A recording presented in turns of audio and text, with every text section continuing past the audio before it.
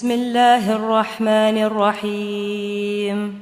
اقرأ باسم ربك الذي خلق، خلق الإنسان من علق.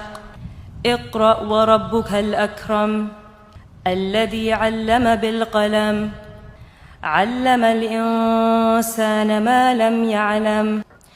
كلا إن الإنسان ليطغى أن رآه استغنى.